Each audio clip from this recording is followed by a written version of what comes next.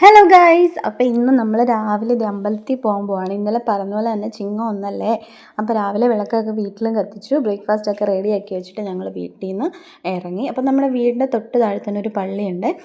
അപ്പോൾ അവിടെയും ജസ്റ്റ് ഒന്ന് വണങ്ങിയിട്ട് നമ്മൾ നേരെ അമ്പലത്തിലേക്ക് എത്തി. കുറച്ച് ദൂരം പോയാൽ മതി, വളരെ കുറച്ച് ദൂരം പോയാൽ മതി. അപ്പോൾ ഈ ഒരു സ്റ്റെപ്പ് കണ്ടോ, എത്ര സ്റ്റെപ്പ് ഉണ്ടെന്ന് എണ്ണണം എന്ന് ആഗ്രഹമുണ്ട്. പക്ഷേ ഈ മഴയത്ത് അതുവഴി കയറാൻ ഒരു രക്ഷയില്ല. അമ്മച്ചി എങ്ങനെയാണ് അവിടെ നിന്ന് ഇറങ്ങുന്നതെന്ന് ഞങ്ങൾ പറഞ്ഞുകൊണ്ട് വരികയാണ്. കാരണം അത്രയും തെന്നി കിടക്കുന്ന ഒരു സ്ഥലമാണ്. കൈവരിയിൽ മുറുകെ പിടിച്ചുകൊണ്ട് വേണമെങ്കിൽ ഇറങ്ങി വരാം. നമുക്ക് ഈ അമ്പലത്തിൻ്റെ ഏറ്റവും ടോപ്പിൽ ചെല്ലുന്ന ഒരു വഴിയുണ്ട്. അപ്പോൾ അതുവഴി നമ്മൾ നേരെ അമ്പലത്തിൻ്റെ ടോപ്പിൽ വന്നു. തൊഴുതൊക്കെ ഇറങ്ങിയിട്ട് കുറച്ച് നേരം അവിടെ നിന്ന് ഇരുന്നിട്ട് ഞങ്ങൾ പുറത്തേക്ക് ഇറങ്ങി. അപ്പോൾ ദേ ഈ ഒരു വഴിയാണ് കേട്ടോ അമ്മ ഇറങ്ങി വരുന്നത് നമ്മൾ കണ്ടത്. പുറമേ കാണുന്ന പോലെയല്ല, നല്ല തിറ്റലാണ്. ഇപ്പം നമ്മൾ ഈ നിൽക്കുന്ന സ്ഥലത്തും അമ്പലത്തിനകത്താണെങ്കിലും മൊത്തം പാറക്കല്ലുകളാണ്. അപ്പോൾ അതെല്ലാം നന്നായിട്ട് തിന്നുന്നുണ്ടായിരുന്നു. നമ്മൾ സൂക്ഷിച്ചും കണ്ടുമൊക്കെ ആ ഒരു കാലെടുത്ത് വെക്കണം.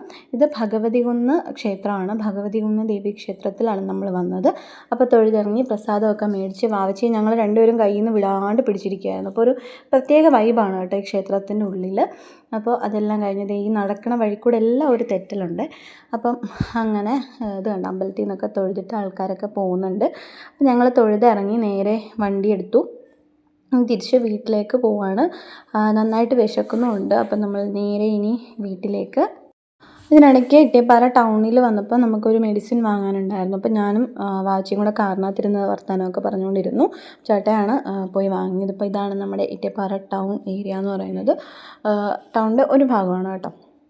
അപ്പോൾ അങ്ങനെ നേരെ വീട്ടിൽ വന്ന് ബ്രേക്ക്ഫാസ്റ്റൊക്കെ കഴിച്ചു. അതാണ് ഇന്നത്തെ വിശേഷങ്ങൾ. ബൈ.